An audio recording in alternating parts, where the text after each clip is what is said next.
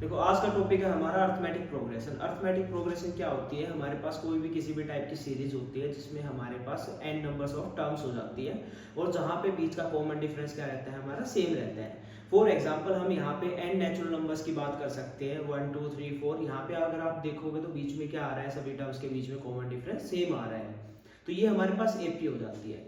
इसका पूरा नाम होता है अर्थमेटिक प्रोग्रेशन। इसको शॉर्ट फॉर्म में हम क्या लिख देते हैं, एपी लिख देते हैं। तो इसको लिखने का मेथड हो जाता है एपी, तो 1 2 3 4 5 अप टू एन टर्म। अब यहाँ पे हमारी कुछ बेसिक टर्म्स होती है, इसके जो रिलेटेड टर्म बोलते हैं।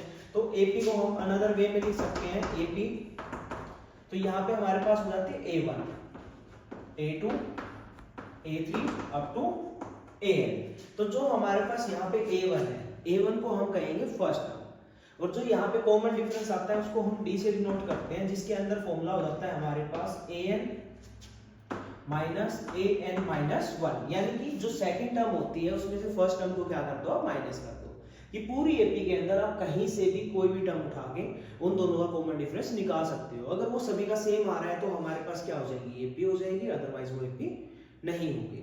अब एपी के अंदर हमारे पास बेसिक दो फॉर्मूले आते हैं। फर्स्ट आता है हमारे पास जनरल टर्म और सेकंड आता है हमारे पास सम का फॉर्मूला। यही दो फॉर्मूले हमारे इंपॉर्टेंट है। और एपी एक ऐसा चैप्टर है जो हमें हर एक टाइप का क्वेश्चन देखने को मिलता है, काफी मार्जिन वाला चैप्टर है ये हमारे पास, तो इसको काफी अच्छे से पढ़ते हैं। तो एपी में हमारे पास फर्स्ट टर्म हो गई हमारे पास ए।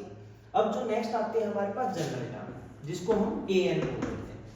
इसका फॉर्मूला आ जाता है A plus N minus 1 into D.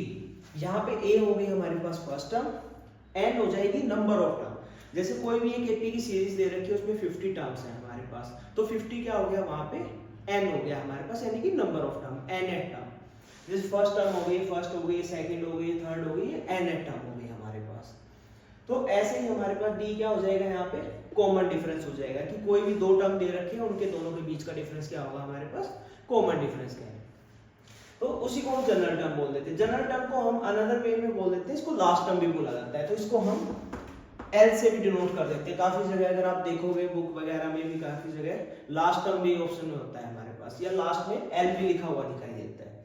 तो एल का मतलब क्या हो गया हमारे पास, लास्ट टर्म। लास्ट टर्म को ही हम एन टर्म भी बोल देते हैं या फिर ए एन भी बोल देते हैं। तो ये हमारे पास जनरल टर्म हो जाती है। नेक्स्ट फॉर्मूला आता है हमारे पास सम का, जिसको हम एस एन से दिखाते हैं। तो S N equal to N by 2 into 2a plus N minus 1 into D. यहाँ पे हमारे पास n हो जाएगा नंबर ऑफ टर्म, a हमारे फर्स्ट टर्म है और d हमारे पास कॉमन डिफरेंस रहेगा। तो यहाँ से जो भी एपी दे रखी होगी, कोई भी एपी की सीरीज दे रखी है हमारे पास, जैसे हम फर्स्ट 10 नेचुरल नंबर्स ले लेते हैं, तो उनका सम क्या होगा वो यहाँ पे हम पुट करके उनका वैल्यू निकाल सकते हैं। इसी का हमारे पास एक अनदर फॉर्मूला भी होता है जिसको हम सेकंड फॉर्मूला बोल देते हैं, वो यहीं से निकल के आया है।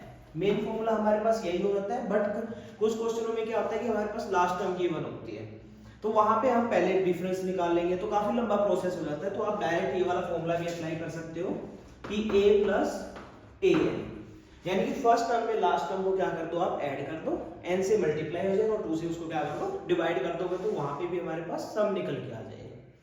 तो ये हमारे पास एस एन का फॉर्मूला हो जाता है। इसको हम किसी क्वेश्चन के माध्यम से देखते हैं कि कैसे हम इसको आगे और निकाल सकते हैं। तो हम यहाँ पे एक एपी की सीरीज ले लेते हैं कोई भी। यहाँ पे हम 3 की टेबल ले लेते हैं, चलो 3 6 9 12 अप टू 27 ले लिया हमने। अब यहाँ पे हमें देखो क्या दे रखे हैं, लास्ट टर्म गिवन है, एन निकालना पड़ेगा, बाकी सारी चीजें ए वगैरह या डी वगैरह फाइंड आउट करनी पड़ेंगे। तो जो फर्स्ट टर्म होती है हमारे पास वो क्या हो जाएगी, ए हो जाएगी, यानी कि ए क्या आ गई हमारे पास, फर्स्ट टर्म 3 आ गई। ऐसे ही हमारे पास डी क्या हो जाएगा, डी का फॉर्मूला मैंने आपको बताया था कि हमारे पास क्या होता है कि ए एन माइनस 1, यानी कि आप नेक्स्ट टर्म में से फर्स्ट वाले टर्म को क्या कर दो, सब्ट्रैक्ट कर दो। तो डी हमारा नेगेटिव पॉजिटिव कुछ भी हो सकता है। तो यहाँ पे क्या आ जाएगा हमारे पास, हम यहाँ पे लगा देते हैं a2 माइनस a1, यानी कि 6 माइनस 3, तो हमारे पास क्या आ गया, d 3 निकल के आ गया। अब यहाँ पे जनरल टर्म दे रखी है हमारे पास ऑलरेडी 27 दे रखी है। चलो हम यहाँ पे जनरल टर्म को हटा लेते हैं ताकि जनरल टर्म निकालने भी आ जाए। तो हम यहाँ पे ले लेते हैं 10 टर्म, यानी कि 10 टर्म तक हमारी ये कंटिन्यू चलेगी सीरीज। तो n क्या हो जाएगा हमारे पास यहाँ पे 10 हो जाएगा। फर्स्ट हम निकालेंगे जनरल टर्म। तो जनरल टर्म का फॉर्मूला क्या था हमारे पास, an equal to a plus n minus 1 into t हो जाएगा। तो an का फॉर्मूला क्या हो गया हमारे पास, यानी कि a की वैल्यू क्या है हमारे पास 3 प्लस n क्या था हमारे पास 10 गिवन है, तो यहाँ पे हमारे पास 10 आ जाएगा, 10 माइनस 1, d क्या आ गया हमारे पास 3 आ गया। तो इसको सोल्व करेंगे तो हमारे पास क्या आ जाएगा 3 प्लस ब्रैकेट को सोल्व करोगे तो 9 इंटू 3, तो 10 टर्म क्या बन गया हमारे पास 3 प्लस 27 यानी कि 30 आ गई। अगर आप 3 की टेबल में 10 टर्म देखोगे तो हमारे पास क्या होती है 30 ही होती है। तो यहाँ से क्या आ गया हमारे पास an निकल के आ गया, यानी कि हमारे पास 10 टर्म क्या हो गई 30 हो गई। ऐसे ही अगर मुझे इनका 10 टर्म्स का सम निकालना हो तो s10 हो जाएगा। अब देखो an हम निकाल चुके हैं तो हम सेकंड फॉर्मूला डायरेक्ट अप्लाई कर सकते हैं यहाँ पे n/2 into a plus an। तो n क्या है हमारे पास 10/2 इंटू a क्या था हमारे पास 3 प्लस और हमारे पास an की वैल्यू क्या आ गई 30 आ गई। तो वहां पे हमने पुट कर दी, तो कैंसिल करोगे तो 2 5 10, सोल्व करने पे क्या आ जाएगा 5 इंटू 30 प्लस 3 यानी कि 33 के साथ मल्टीप्लाई करोगे तो 5 3 जा 15, 1 कैरी चला गया, 5 3 जा 15 प्लस 1 165। अगर आप यहाँ पे 3 plus 6 plus 9 plus 12 up to 30 तक करोगे तो हमारे पास टोटल सम क्या आएगा 165 निकल के आएगा यहाँ पे। तो ये हमारे पास क्या थी, फर्स्ट स्टार्टिंग में एपी थी, एपी कुछ बेसिक टर्म्स थी जिसमें हमारे पास ए डी और एन के बारे में बताया गया।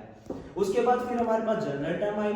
जनरल टर्म में क्या आ गया हमारे पास ए एन का फॉर्मूला आ गया जो कि लास्ट टर्म थी हमारे पास a plus n minus 1 into D. उसके बाद नेक्स्ट हमने सीखा कि सम कैसे निकलता है, सम का फॉर्मूला क्या होता है। तो सम के यहाँ पे हमारे पास दो फॉर्मूले निकल के आए। फर्स्ट जो मेन फॉर्मूला यही है और इसी से हमने सेकंड फॉर्मूला बनाया है। अगर हम यहाँ पे सेपरेट कर देते हैं तो a plus a into a n minus 1 into D, तो a plus n minus 1 into D हमारे पास लास्ट टर्म का ही होता है, तो उसकी जगह वो पुट हो जाता है यहाँ पे। तो कोई अलग से नेक्स्ट कोई ऐसा फॉर्मूला नहीं है कि बिल्कुल अलग से उठ के आया है, वो यहीं से निकला है ये फॉर्मूला भी। तो इसको हमने एक एग्जांपल के थ्रू भी देखा है कि कैसे हम इनकी वैल्यूज निकाल सकते हैं। आप यहाँ पे कोई भी टर्म ले सकते हो, बस यहाँ पे कंडीशन आपको एक चीज का ध्यान रखना है कि जो हमारे पास n होगा, n ऑलवेज हमारे पास नेचुरल नंबर ही होगा, यानी कि 1 2 3 अप टू इंफिनिटी। अगर आपके पास n नेगेटिव में आता है, फ्रैक्शन में आता है, तो वहां पे वो एपी नहीं होगी। तो इस चीज में भी काफी क्वेश्चन बन के आते हैं हमारे पास कि n अगर हमारे पास नेगेटिव में आ जाए, या काफी टाइम क्या होता है कि n जीरो भी हो सकता है। अब जीरो होगा तो यानी कि वो एपी है ही नहीं अगर उसमें कोई भी टर्म नहीं है। तो इसलिए हमारे पास n क्या होगा फर्स्ट से स्टार्ट होता है, यानी कि नेचुरल नंबर से ही स्टार्ट होता है। जब हमारे पास नेचुरल नंबर से स्टार्ट होता है तो n ऑलवेज क्या रहेगा आपका पॉजिटिव रहेगा और n की सीरीज में रहेगा 1 2 3 अप टू इंफिनिटी तक। क्लियर? तो अगर कहीं पे भी आपको नेगेटिव में या फिर फ्रैक्शन में अगर आपको दिखता है n, तो वहां पे वो एपी की नहीं होगी।